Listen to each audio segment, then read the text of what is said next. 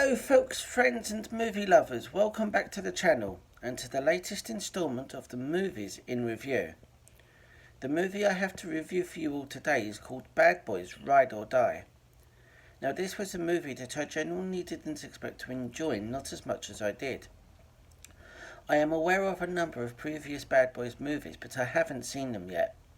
They are a series of movies that I had already written off purely because they were from a genre that I had historically not really been a fan of.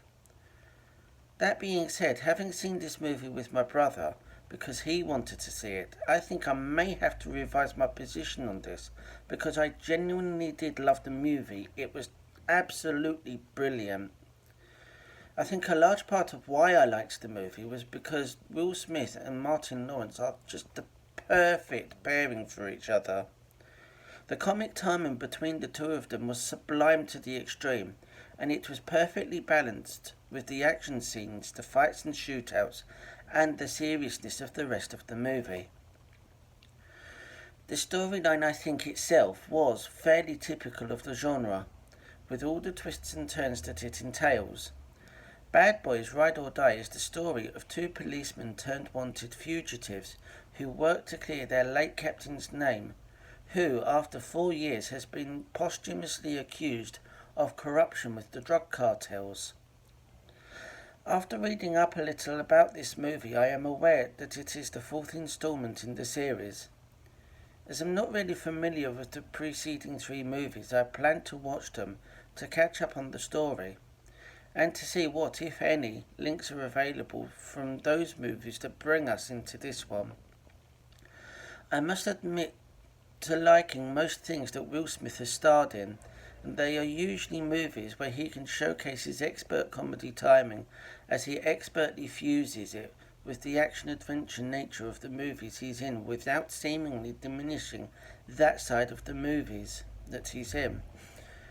Bad Boys Ride or Die was no different in that regard, and the fact that he was complimented so well by the performance of Martin Lawrence is testament to them both as actors, the movie, and the writing. I don't normally go for action movies. Historically, I have never been a fan of the genre. It's not my normal taste, but Will Smith being in the movie does at least encourage me to consider it. That being said, I've noticed that my tastes have changed quite drastically over the years from when I was a kid growing up. I still wouldn't necessarily consider myself as a fan of action movies. Yet there are movies that I have enjoyed in spite of the fact that they have been action movies. In those cases, it's usually because, like this movie, they have had something extra that sets them apart and elevates them above the normal action movies. I mentioned in another video I did of a different movie that one of the challenges that movie series as well as TV series, will inevitably face at some point will be the staleness of subsequent installments and the perception of running out of ideas. This being a particular issue with series that just keep running, even to people who are coming to the series late. I love this movie, and don't feel that we are at that point yet with Bad Boys Ride or Die. I do believe that there is room to get another movie in, but say that nervously because I don't think there are too many other directions to go with this particular series. Police Academy is a perfect case in point, as a great movie series that went on a bit too long, with Police Academy 7 Mission to Moscow being a prime example of a franchise that has run out of ideas and struggling to eke out just one more movie for old time's sake, and that's coming from an avid Police Academy fan.